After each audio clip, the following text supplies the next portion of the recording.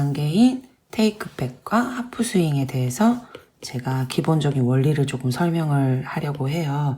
자, 그 스윙을 하려면은 어떤 것들을 이해를 해야 되고 어떤 움직임을 내가 중점적으로 생각해야 되는지 이제 포인트를 잡아 드릴 건데, 스윙을 하실 때 일단 기본적으로 어드레스를 하죠.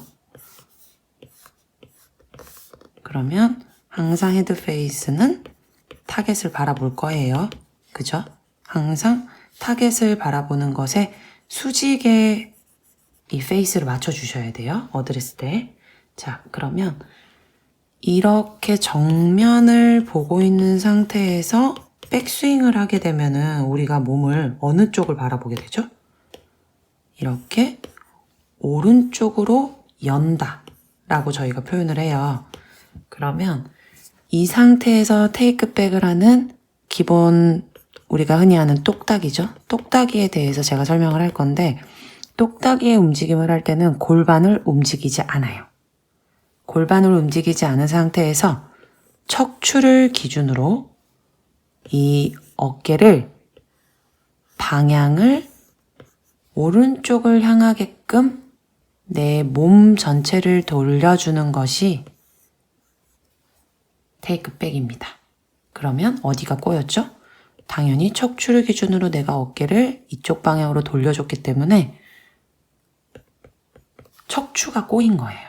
요것이 테이크백. 그러면 내가 꼬았던 만큼 다시 정면으로 풀어내게 되면은 다시 0포인트로 돌아오는 것이니까 제자리인 거잖아요. 근데 스윙이라고 하는 거는 내가 열었던 힘하고 똑같이 나가는 힘으로 또 닫아줘야 돼요.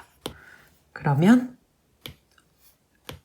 움직임이 열었던 만큼 어깨의 양을 2배의 양만큼 다시 어느 쪽을 바라보게?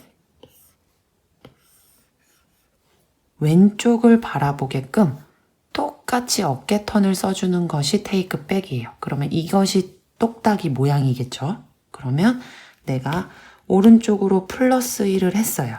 그러면 다시 똑같이 마이너스 1의 모양을 만들어내려면은 우리가 몇을 빼야 돼요. 근데 이제 제가 그 전에 설명을 할 때 마이너스 1과 플러스 1로 설명을 했으니까 똑같이 해볼게요. 여기서는 마이너스 1이 나야 되고 뺐어요. 다시 플러스 1이 되려면은 몇을 더해야 플러스 1이 나오는 거예요. 당연히 플러스 2겠죠. 그래서 우리가 구하는 값은 항상 뺀 양보다 2배의 양을 더해야지만이 팔로우 스루의 모양이 나오니 이 원리는 잊지 마시고요. 자, 그러면 이번에는 하프스윙까지 넘어가 볼게요. 하프스윙이라고 하는 거는 이제는 척추의 기준으로 턴을 한 거는 똑딱이인 테이크백, 테이크어웨이라고 하죠.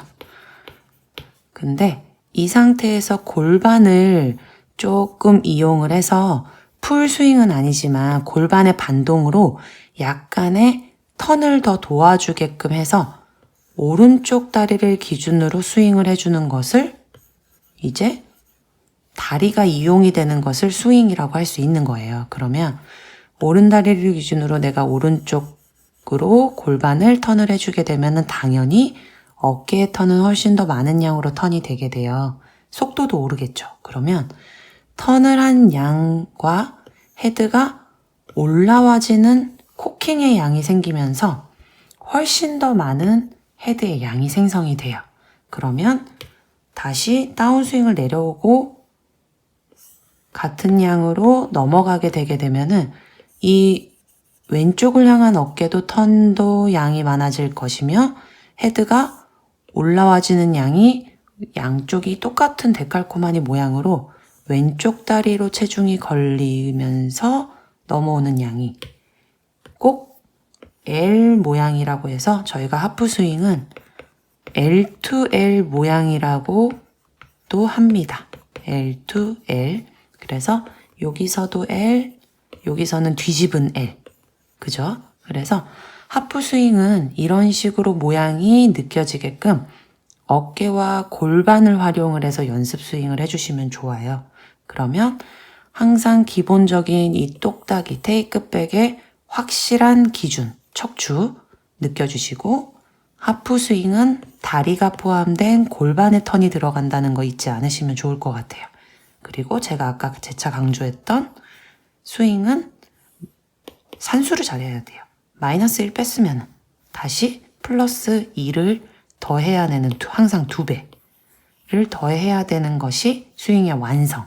그러니 내가 갔던 만큼의 힘만 돌아오려고 하시면 모자라서 슬라이스가 날 수 있는 확률이 높아지죠. 슬라이스는 경우는 아주 많아요. 근데 이제 이것도 한 가지일 수 있다라는 거죠. 오늘은 요 정도 원리만 설명을 드리겠습니다. 안녕.